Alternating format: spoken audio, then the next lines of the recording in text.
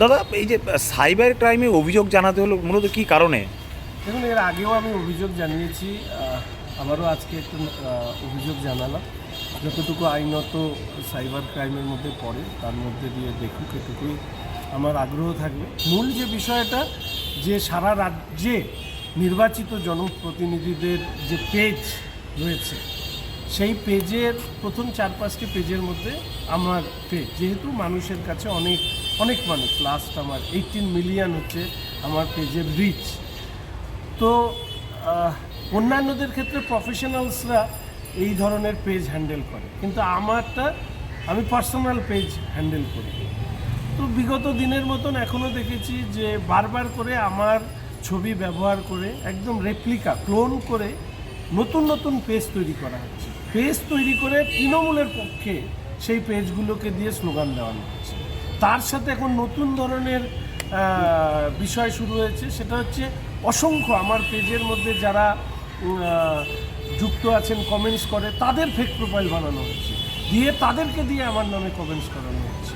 এবং এমন এমন আইসিসি ওয়ার্ল্ড কাপ একটা প্রোফাইল বানিয়ে আমার পেজে স্ট্রাইক করা হচ্ছে। এই সবটাই একটাই কারণ, পেজের রিচ ডাউন করা, আমার বক্তব্য মানুষের কাছে না পৌঁছতে দেওয়া।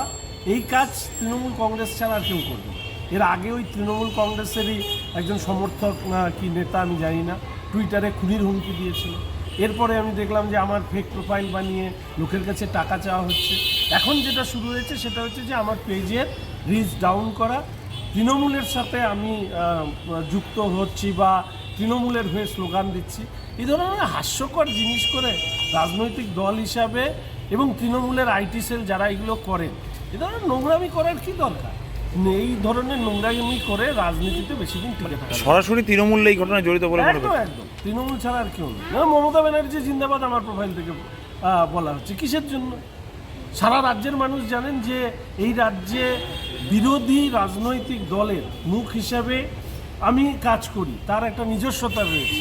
যেখানে মমতা ব্যানার্জির পদত্যাগের দাবি রেখে এই লড়াইটা আমরা করছি, এবং বারবার করে এই আরজি করের ঘটনার পরে আমার উত্তরবঙ্গে হোক পশ্চিমবঙ্গে হোক প্রতিটি ক্ষেত্রে একটাই তো দাবি বলেছি যে এই রাজ্যের অনাসৃষ্টির মূলে হচ্ছে মমতা ব্যানার্জি।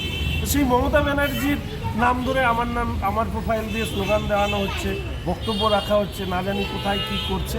কারণ বিষয়গুলো আসে, অন্যেরা যখন দেখে তখন আমাকে জানায়। সবসময় তো আমি সারাক্ষণ ফেসবুক পেজ নিয়ে বসে থাকতে পারি।